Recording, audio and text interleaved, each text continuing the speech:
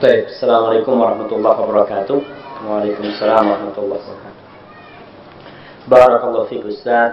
Mana yang harus didahulukan dan anak pilih?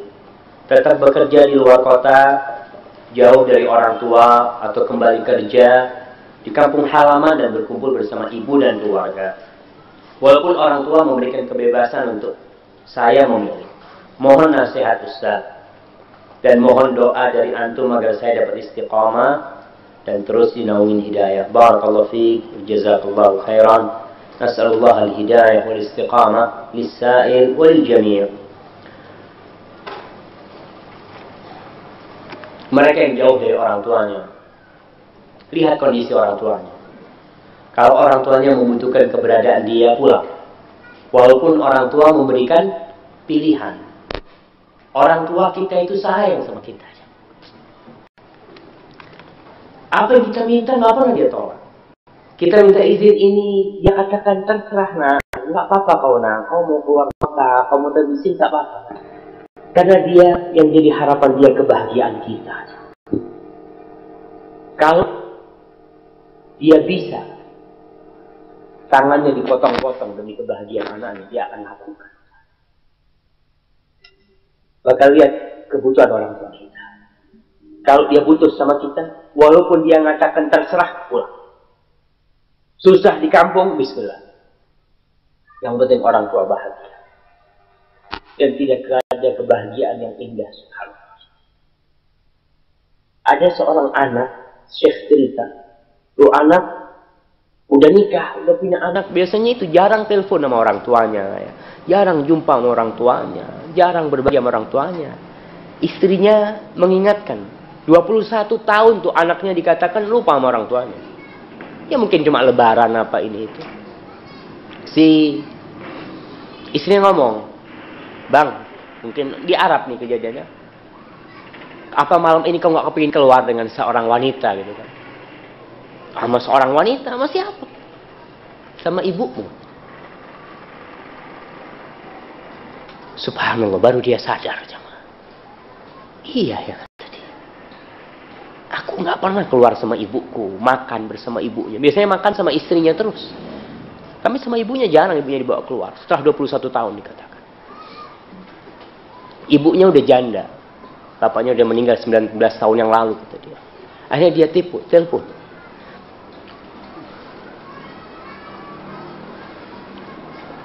Dia katakan, Umi, anak kepingin makan sama Umi malam ini.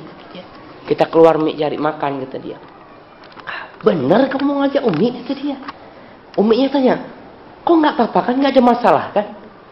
Anak-anakmu gimana? Istrimu kan, nggak apa-apa Umi. Karena bingung, kok aneh gitu. Anaknya ngajak ibunya makan bersama. Yang biasa diajak siapa? Istrinya. Tapi ibunya hampir nggak pernah diajak makan bersama di warung yang enak gitu ya. Subhanallah. Iya Mi, nanti anak jemput, kata dia habis isya. Subhanallah. Anaknya datang, ibunya sudah di depan pintu ya. Si anak mau telepon sudah melihat ibunya di depan pintu. Akhirnya ibunya masuk ke mobil. Dilihatin tuh anaknya. Kata si anak tidak melihat orang yang lebih bahagia dari ibu anak.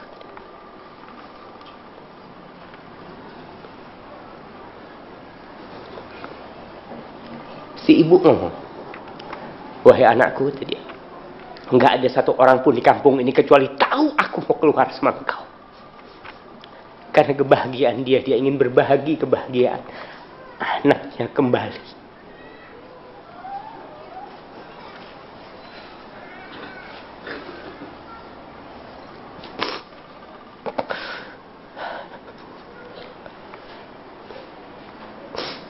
Anak yang 21 tahun tidak ingat semua orang tuanya kembali hidup. Dia datang ke orang tuanya.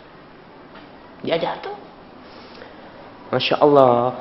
Masuk nih ke rumah makan. Dikasih menu. Ibunya cuma ngeliat menu itu. Sambil ngeliat ke anaknya ketawa. Lupa anaknya kalau ibunya sudah nggak bisa baca. Udah harus pakai kacamata ibunya. Terus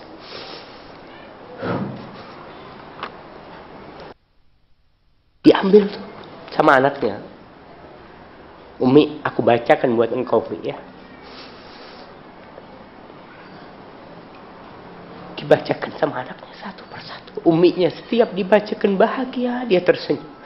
Dia ingat dulu ya dia yang bacakan buat anaknya. Subhanallah. Akhirnya makan. Selesai makan, si anak ngomong, Mi, kapan kita keluar lagi, Mi? Kata dia. Kata si uminya, nantilah. Nanti aku yang traktir kau, kata dia. Iya, Mi, kata dia. Sudah pulang. Setelah beberapa waktu ibunya sakit di rumah sakit sampai meninggal, nggak pernah keluar lagi. Setelah selesai pemakaman ibunya, selesai semuanya, tahu-tahu dia ditelepon sama restoran. Kata dia, Fulan bin Fulan, iya kata dia, kau ada undangan makan di restoran, kata dia, dan udah dibayar, kata dia, buat kau, istrimu dan anak-anakmu, kata dia. Datang ke restoran. Ternyata ibunya yang sudah bookingkan buat dia.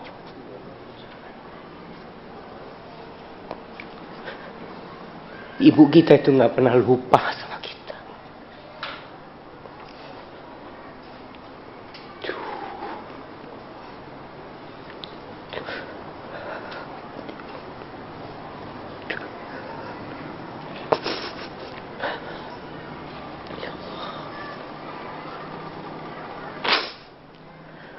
Terkadang kita lebih mengutamakan istri kita dari orang tua kita. Ada kisah yang anak ingat seorang di tanah Arab sana lah. Suami istri nih berangkat ke tuku emas. Ibunya si suami ikut, gendong anaknya, gendong cucunya. Akhirnya si suami sama istrinya ya, begitu romantisnya sama istrinya, dia suruh, kau pilih istriku, kata dia, ini itu macam-macam.